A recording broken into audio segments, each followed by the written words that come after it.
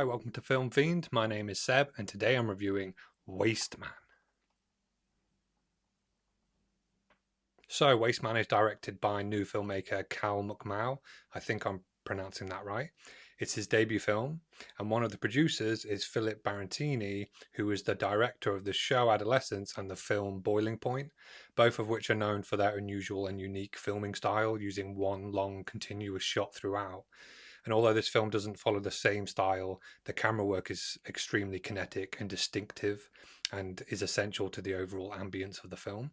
Anyway, this film follows Taylor, an inmate whose hopes of early release are put in jeopardy by the arrival of a new cellmate with a volatile attitude.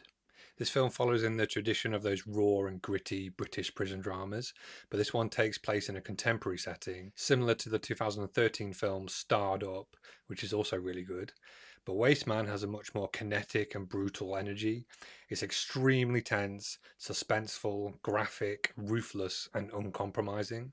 It starts off with a bang, letting you know that it's going to be grueling and unforgiving, and McMahon cultivates a relentless feeling of sustained tension that basically never lets up until the final moments. The plot all revolves around the fraught dynamic and central contention between the two leads, and it's a fantastic two-hander. David Johnson gives an absolutely incredible performance as the protagonist Taylor, a long-serving inmate who has an unfortunate and regrettable past, but does not fall into the same category as a lot of the other inmates.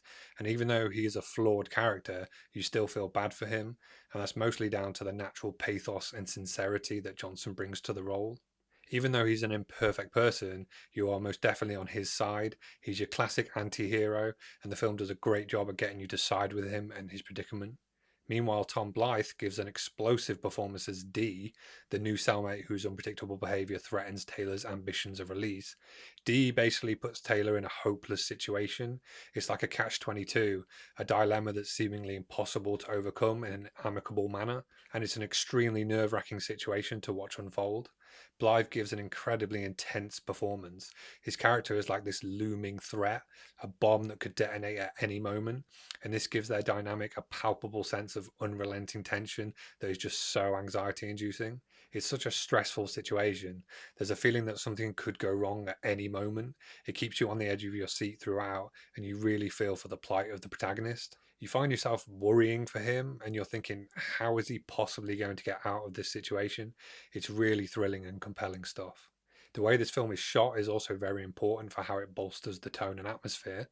The cinematographer is Lorenzo Laverini, who uses a unusual 1:5:1 aspect ratio, making the prison setting feel enclosed and confined, creating a claustrophobic, boxed-in feeling, and it frames the inmates in a way that feels cramped and constricted. The cinematography is incredible, and the camera work is amazing. It's mostly handheld, giving it a kinetic and intimate visual style. There's lots of chaotic, active shots that put you right there in the action with the characters, adding to the gritty and immersive quality that this film revels in.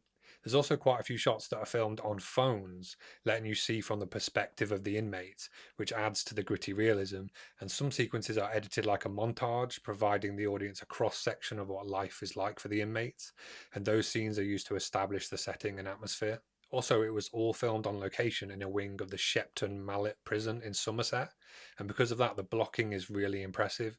You can see that they were filming in the actual prison cells, which is obviously impractical, but gives the film an astonishingly authentic quality, and it's a highly immersive and tactile experience throughout. So overall, this film is amazing. It's an incredible achievement. The crew managed to craft an extremely gritty, raw, brutal, tense, unrelenting, and riveting experience that has a hyper-realistic quality, a striking visual style, and a simple but compelling plot that keeps you gripped all the way through. For me, this film goes down as the most intense British prison film I've probably ever seen. It's really incredible work and an outstanding debut. So that was my review of Wasteman. Thanks so much for watching, and hopefully I'll see you in the next one.